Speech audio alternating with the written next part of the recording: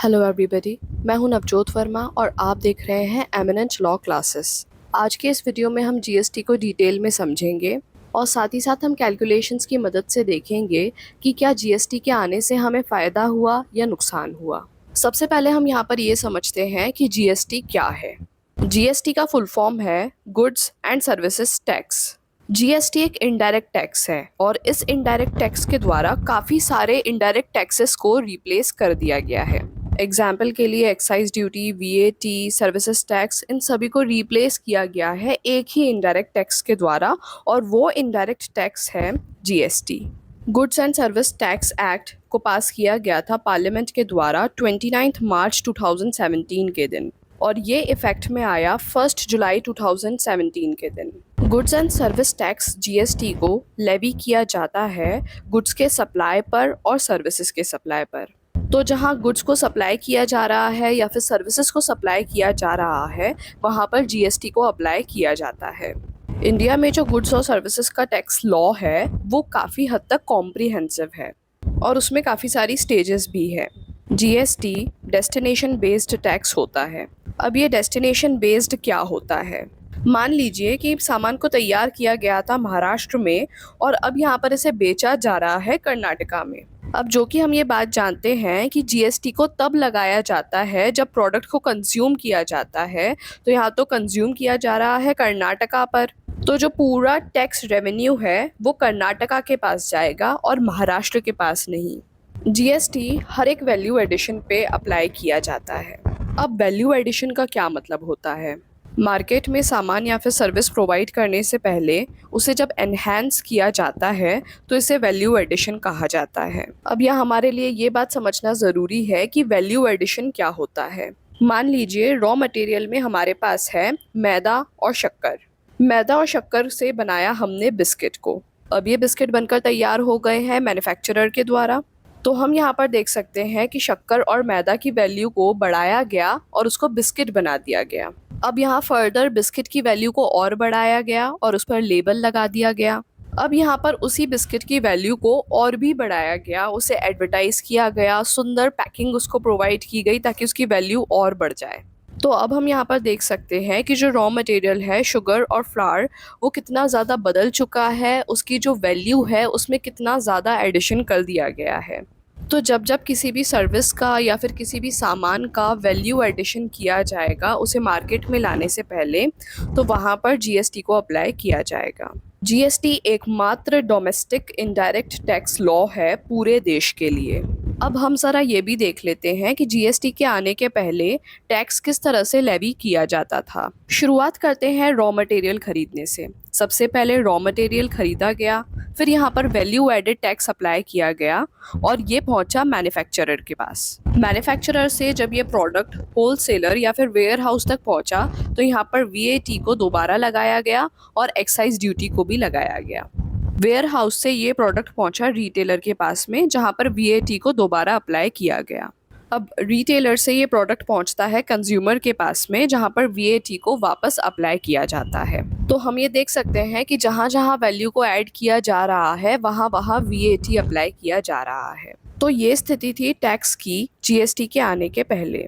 अब जीएसटी के अंतर्गत देखा जाए तो टैक्स को लेवी किया जाता है सेल के हर एक पॉइंट पर। तो जब जब सेल किया जाता है प्रोडक्ट को, जितनी भी बार किया जाता है उतनी बार जीएसटी को अप्लाई किया जाता है। अब जैसे किसी प्रोडक्ट को एक स्टेट से दूसरे स्टेट में बेचा जा रहा है तो ऐसी परिस्थिति में यहाँ पर सेंट्रल जीएसटी और स्टेट जीएसटी को अप्लाई किया जाता है। जितने भी इंटर स्टेट सेल्स होते हैं उन सब पर इंटीग्रेटेड जीएसटी को चार्ज किया जाता है। अब हम जीएसटी को डिटेल में समझते हैं। अगर हम किसी भी प्रोडक्ट के बारे में बात करें तो ये एक व्यक्ति से दूसरे व्यक्ति के पास में जाता है और ये काफ़ी बड़ी चेन होती है। कैसे एक व्यक्ति से दूसरे व्यक्ति तक पहुंचकर जो प्रोडक्ट है वो मैन्युफैक्चरर से लेकर कंज्यूमर तक पहुंच पाता है। किसी भी प्रोडक्ट को काफ़ी सारी स्टेजेस से होकर गुजरना होता है। अब यहाँ पर हम लोग स्टेजेस को देख लेते हैं कि कोई भी प्रोडक्ट कितनी स्टेजेस से होकर गुजरता है। सबसे पहले रॉ मटेरियल को परचेस किया जाता है, फिर ये रॉ मटेरियल प्रोडक्शन के पास पहुंचता है। जब रॉ मटेरियल से सामान को मैन्युफैक्चर कर दिया जाता है तो ये जो सामान है अब ये पहुंचता है वेयर हाउस तक। वेयर हाउस से ये सामान पहुंचाया जाता है रिटेलर्स के पास में, जो उसको फर्दर सेल करते हैं कंज्यूमर्स को। अब जीएसटी को इन सभी स्टेजेस पे अप्लाई किया जाता है। जब भी एक स्टेज से दूसरी स्टेज पर जाता है सामान, तो हर एक स्टेज पर जीएसटी को अप्लाई किया जाता है। अब हम ये देखते हैं कि जीएसटी भारत में कैसे आया। एक तरह से हम देख रहे हैं जीएसटी का हिस्टोरिकल बैकग्राउंड। जीएसटी का सफ़र शुरू हुआ साल 2000 में, जब एक कमेटी को बैठाया गया जो कि इस लॉ को ड्राफ्ट करेगी। 17 साल लगे उस लॉ को इवॉल्व होने में, और फाइनली 2017 में जीएसटी बिल को पास किया गया लोकसभा और राज्यसभा के द्वारा। और फिर 1 जुलाई 2017 के दिन हमारे पास में जीएसटी लॉ आ गया। अब यहाँ सवाल आता है कि जीएसटी को क्यों बनाया गया। जीएसटी को इसलिए बनाया गया ताकि जो आइडियोलॉजी है वन नेशन वन टैक्स, इसे अचीव किया जा सके। जीएसटी के द्वारा काफ़ी सारे इनडायरेक्ट टैक्सेस को रिप्लेस किया गया जो कि पहले एग्जिस्ट कर रहे थे। सिंगल टैक्स का ये फ़ायदा हुआ कि हर एक स्टेट के द्वारा सेम टैक्स रेट को फॉलो किया गया एक पर्टिकुलर प्रोडक्ट के लिए। तो फिर यहाँ पर ऐसा नहीं रहा कि किसी पर्टिकुलर स्टेट में कितना टैक्स लगाया जा रहा है किसी प्रोडक्ट के ऊपर और किसी अन्य स्टेट में कितना टैक्स लगाया जा रहा है उसी प्रोडक्ट के ऊपर। जब सेंट्रल गवर्नमेंट टैक्स रेट्स को डिसाइड करने लग गई तो यहाँ पर टैक्स एडमिनिस्ट्रेशन ईजी हो गया। तो ये तो था पहला ऑब्जेक्टिव जीएसटी का कि एक नेशन है तो एक ही टैक्स होना चाहिए। अगला ऑब्जेक्टिव था सारे ही इनडायरेक्ट टैक्सेस को एक टैक्स में परिवर्तित कर देना। इंडिया में इससे पहले काफ़ी सारे टैक्सेस एग्जिस्ट किया करते थे, जैसे कि service tax, value added tax, central excise etcetera.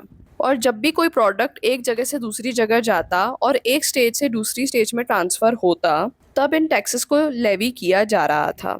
कुछ टैक्सेस को स्टेट गवर्नमेंट के द्वारा लिया जाता था और कुछ टैक्सेस को सेंट्रल गवर्नमेंट के द्वारा लिया जा रहा था। तभी यहाँ पर आवश्यकता लगी जीएसटी की, ताकि सारे टैक्सेस को एक कर दिया जा सके। अगला ऑब्जेक्टिव था टैक्स इवेशन को कर्ब करना।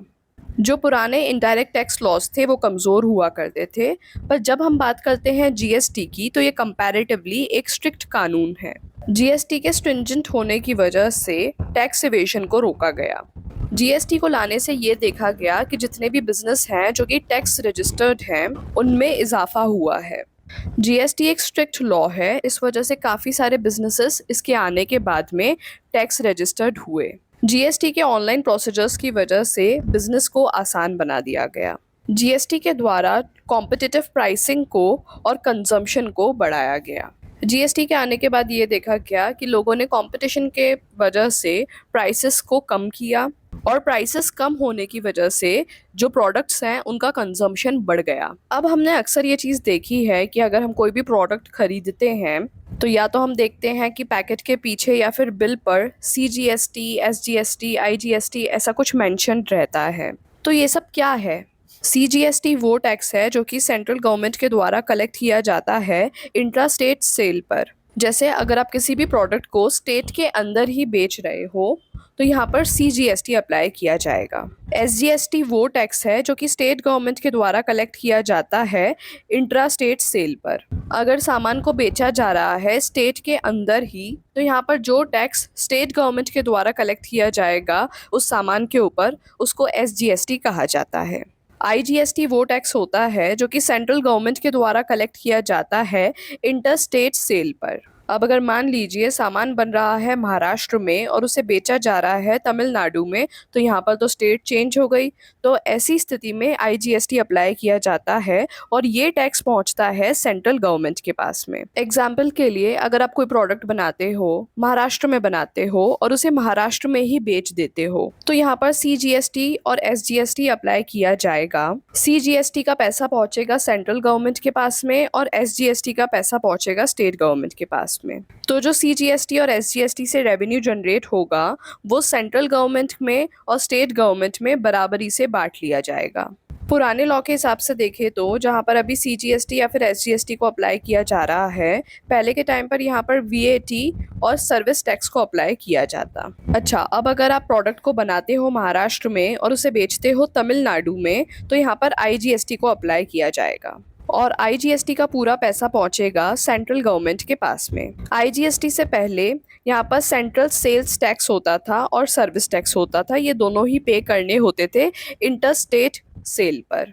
अब हम ज़रा ये भी देख लेते हैं कि जीएसटी के आने के पहले कौन से टैक्सेस थे जो हमें पे करना होते थे। Central excise duty, duties of excise, additional duties of excise, additional duties of custom, special additional duty of customs, cess, state VAT, central sales tax, purchase tax, luxury tax, entertainment tax, entry tax, taxes on advertisements, taxes on lotteries, betting and gambling. आज के time में इन सभी taxes को CGST, SGST और IGST के द्वारा replace कर दिया गया है। अब यहाँ ये सवाल आता है कि जीएसटी के आने की वजह से हमको क्या फ़ायदा हुआ और जीएसटी ने प्राइस रिडक्शन में किस तरह से मदद की। जीएसटी के आने के पहले हर एक परचेसर को टैक्स पे करना पड़ता था, जिसमें कंज्यूमर भी इंक्लूडेड है।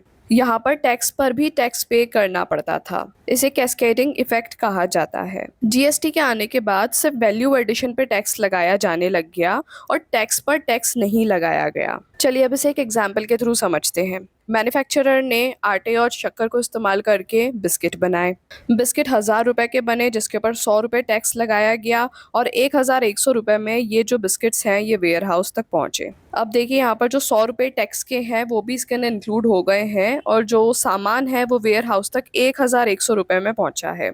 अब इस 1100 रुपये में 300 रुपये का लेबल ऐड करके वेयर हाउस ने इसे फर्दर आगे बढ़ाया और रिटेलर तक पहुँचाया। अब यहाँ देखने वाली बात ये है कि जब 100 रुपये टैक्स ऑलरेडी लगा दिया गया था और जो प्रोडक्ट है वो वेयर हाउस तक 1100 रुपये में पहुँचा था, फिर यहाँ पर लेबल के एडिशन की वजह से 300 रुपये और इस प्रोडक्ट पर बढ़ गए थे और प्रोडक्ट की प्राइस हो गई थी 1400 रुपीज़। तो अब यहाँ पर टैक्स को उन 1400 रुपीज़ के ऊपर लगाया गया। क्यों?